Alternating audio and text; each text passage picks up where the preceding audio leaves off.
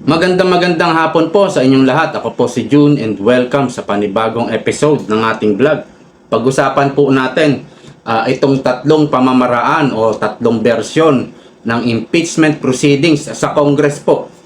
Merong matagal po na bersyon at yung isa naman ay medyo may katagalan din at meron pong mabilis na proseso dito po sa Congress. So bago yan, unahin natin po muna itong panayam kay former Supreme Court Associate Justice Adolfo Ascuna. Isa po siya sa nagbalangkas ng ating batas o konstitusyon. Alam na siguro na lahat na nasampahan na ng impeachment ang ating VP Sara. Okay, mayroon pong 5 na pangunahing grounds for impeachment. So ito po yon, yung mga sumusunod: culpable violation of Constitution, treason, bribery, graft and corruption, at betrayal of public trust, at iba pang mga high crimes, no? According po kay dating Justice Ascuna, itong mga grounds na ito na isinampa po kay VP Sara ay kailangan siyempre patunayan. Dahil yung hearing po nila sa Congress sa good government ay hindi natapos itong hearing nila, kaya wala pong findings. At dagdag pa niya dito, ang impeachment daw ay may sariling timetable. Mamaya po pag-usapan natin yung timetable na yan.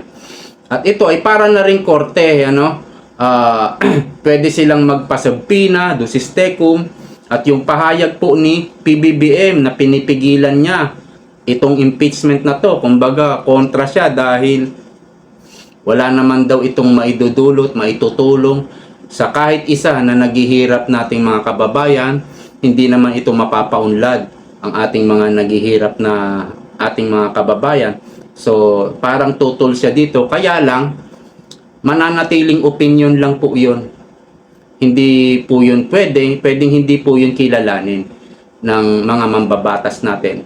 At kung meron man sakaling naghain ng para ipatigil itong impeachment sa Supreme Court, pwedeng hindi kilalanin ng articles of impeachment. So, maliwanag po yun, Okay, kung makonvict po si VP Sara, ang President ang pipili para pumalit po o ipalit kay VP Sara mula po sa Senate o sa Congress, Pero ito'y pagbobotohan pa ng Senado at ng Kongreso.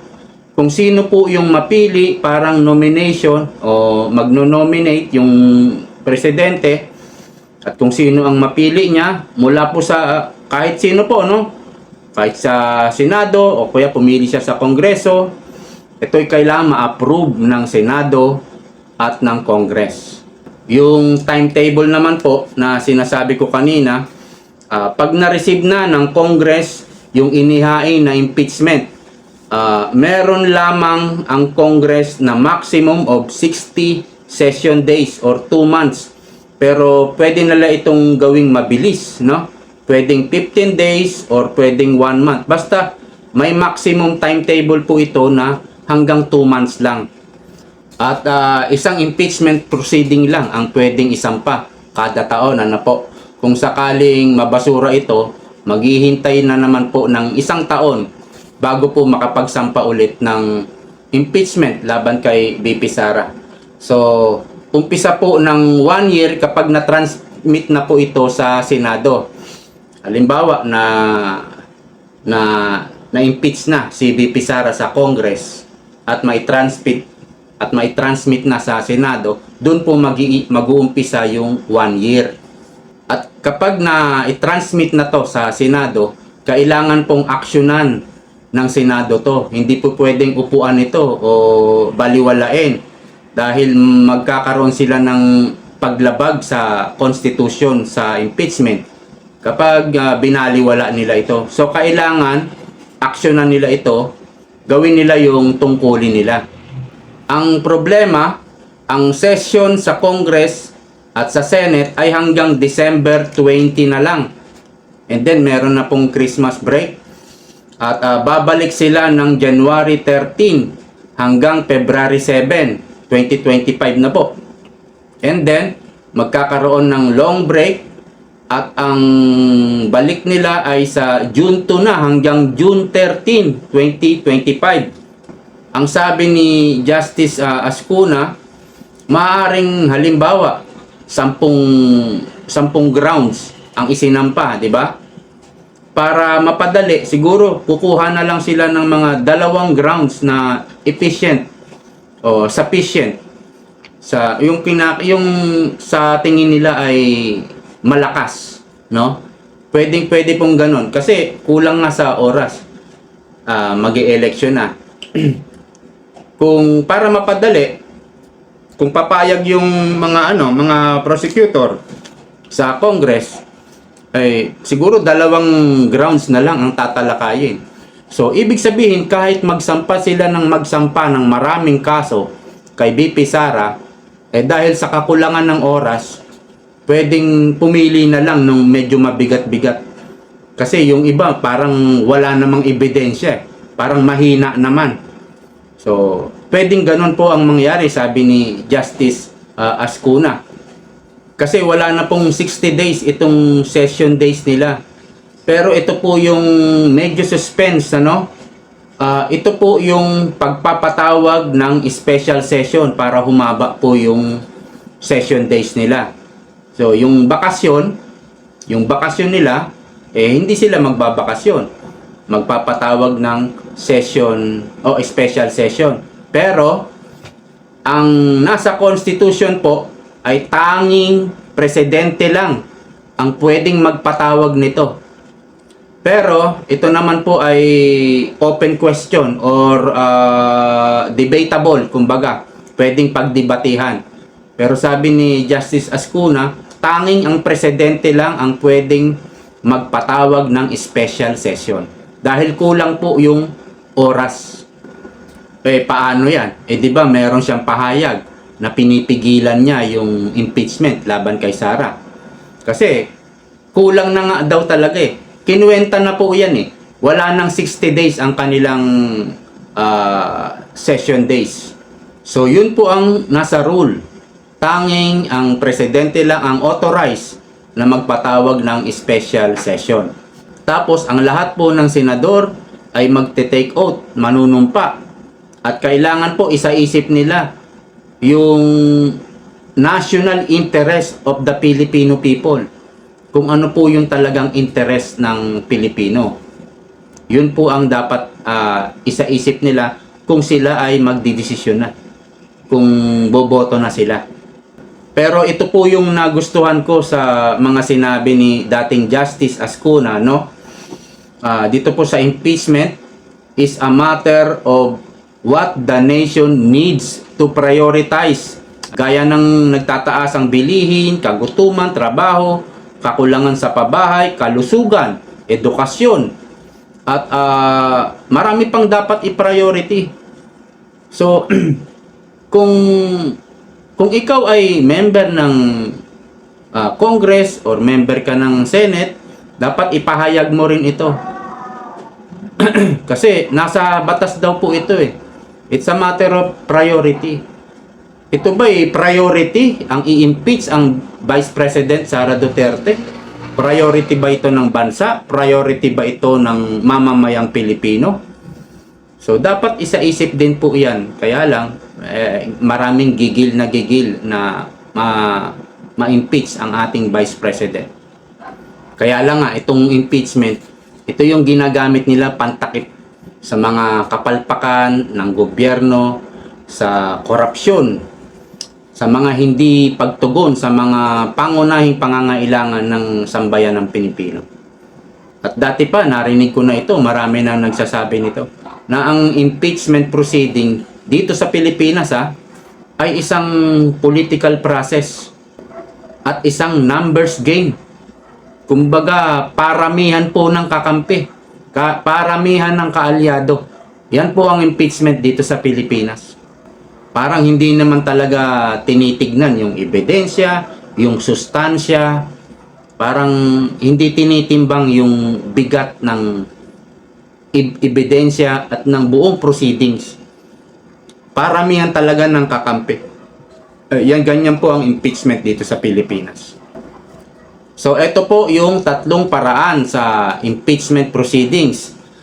Una, a verified complaint for impeachment filed by any member of the House of Representatives o ang sino man member ng Kamara ay pwedeng maghain ng verified complaint o sinumpaang reklamo. Ganon po. Ikalawa, a verified complaint filed by any citizen upon a resolution of endorsement by any member thereof. O kaya naman ay sinumpaang reklamo ng isang private citizen na may endorsement mo ng isang congressman o member ng Kamara. So, pag na-receive na raw ito ng Secretary General ng Kamara, ang impeachment complaint po ay hango dito sa dalawang pamamaraan. So, agad po itong dadalhin ang reklamo kay Speaker. Within 10 days, bibigyan po ang Speaker para ilagay po sa order of business ang complaint, no? At sa loob po ng 3 plenary session, ay agad dapat maibigay sa Committee on Justice na siyang magpapatawag po ng mga pagdinig para himay-himayin ang mga reklamo. Mayroon pong dalawang pagsusuri ang pagdadaanan ng complaint. Number 1, determination of sufficient informed o naaayon sa forma. Ikalawa, determination of sufficient in substance. O ito ba'y may sapat na sustansya, no? May basehan ba ang mga reklamo? So ito pong unang dalawang pamamaraan na ito ay mahaba sapagkat maraming araw po ang pagdinig ang mangyayari dito. Example, mga paglalatag ng mga ebidensya at mga pagsagot-sagot, mga rebuttal o mga counter question. So yan po yung proseso dyan.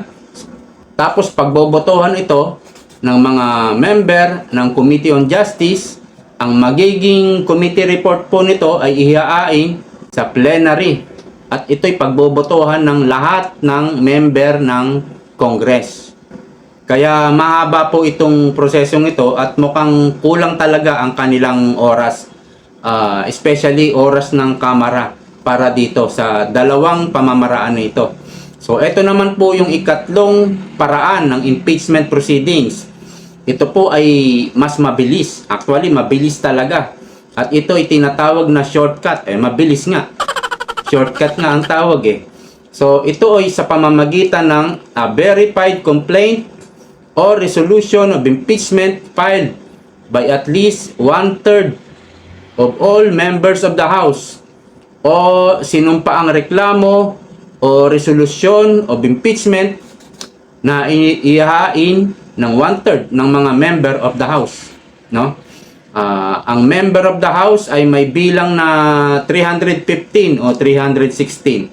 So 105 po ang 1/3 nito.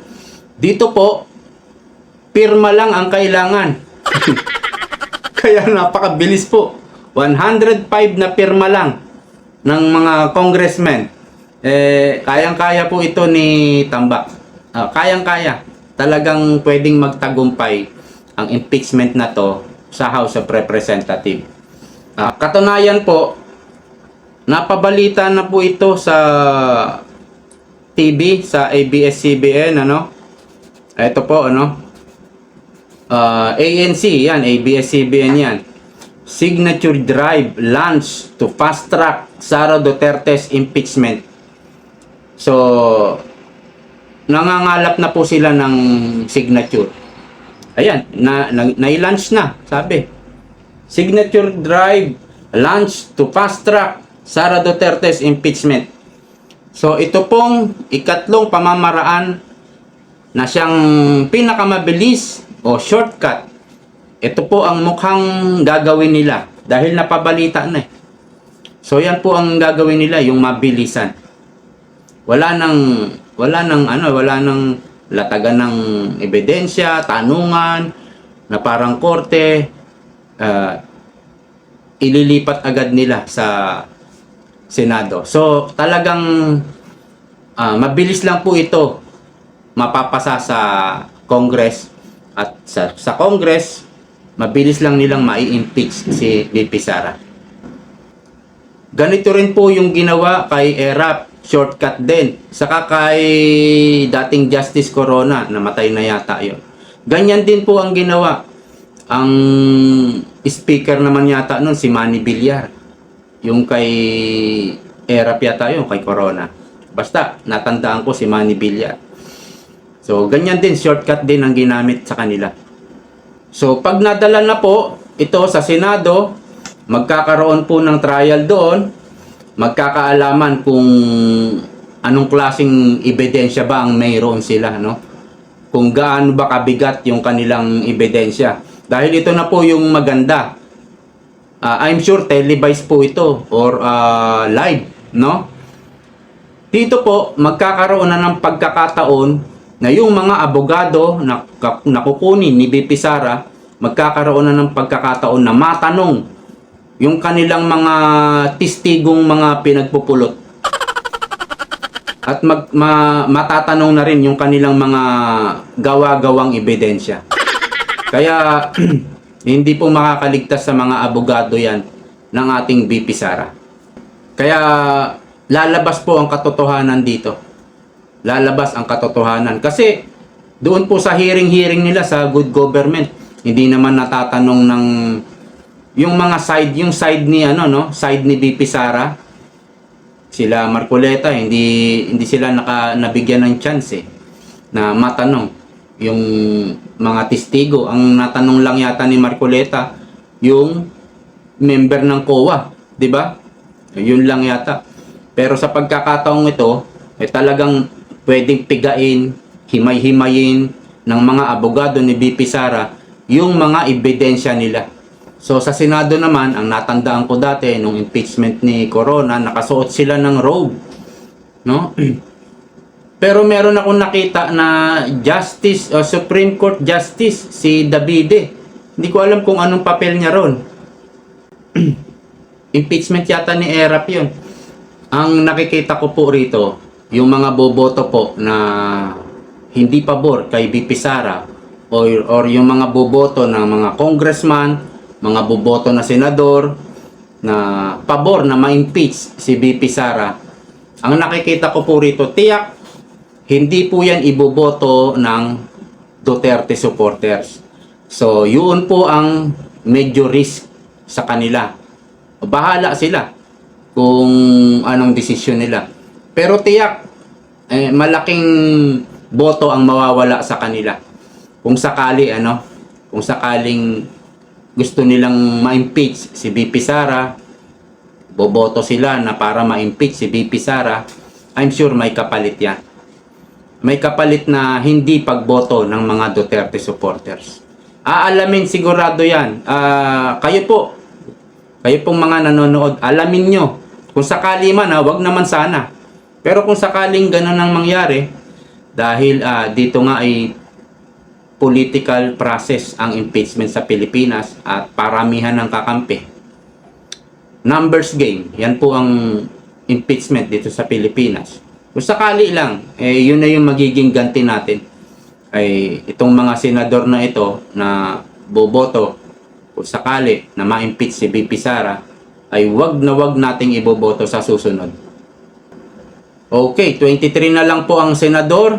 Kailangan po para ma-impeach si VP Sara ay 16 votes para ma-impeach si VP Sara.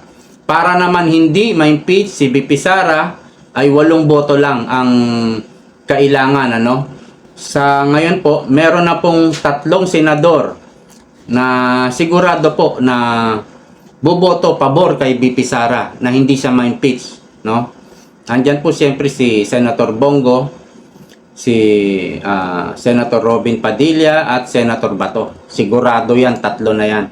Solid Duterte po yan. Okay? So, kailangan na lang ni VP Sara ng 5. 5 na lang. So, sino po yung nakikita nyo rito na pwedeng bumoto kay VP Sara na wag siyang ma-impeach? no? Ang nakikita ko rito, Jinggoy. Nasaan na si Jinggoy? Ayun, nasa gitna. Jinggoy. Pangalawa, Migsubiri. Pangalawa, Amy Marcos. Why not? Di ba? Amy Marcos. Kasi, kumbaga, naghugas naman ng kamay si si PBBM. Yung kapatid niya, ayaw niya, pinipigilan niya nga itong impeachment, di ba? At mukhang sumasagot, mukhang lumalaban siya kay Tamba eh. So, pangatlo, Amy Marcos. Sino pa? Itong dalawang magkapatid na kayata, no, hindi natin sigurado. Kasi itong yung babae, tumatakbo sa ticket ni PBBM. Ewan ko, maaari, di ba? So, pangatlo pa lang, Coco Pimentel. Ewan ko. Si Tol Tolentino, wala na yan. Sumakabilang parlor na yan. Itong si Tol Tolentino, sana 4 na yung sigurado, no? Loren Legarda, nakikita nyo ba? Na hindi niya ba i-impeach si VP Sara? JB Ejercito. Joel Villanueva, ito pala, Joel Villanueva. Saan na yan? Ayun. Pang-4 na posible. Saka JB Ejercito, Cynthia Villar. Cynthia Villar, matanda na yan. Hindi na pwedeng impluensyahan yan. Ewan ko lang. Si Risa Hontiveros. Best friend ni VP Sara yan. Kala nyo ba? Ayan, no? Oh. So, ang nakikita natin na 5 ay Migsubiri, Joel Villanueva, JB Ejercito, Jinggoy, Amy Marcos.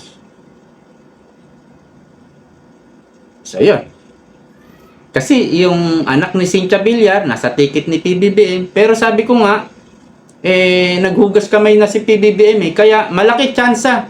8 lang ang kailangan ni VP Sara at 5 na lang. 5 na lang. Dahil may solid 3 na.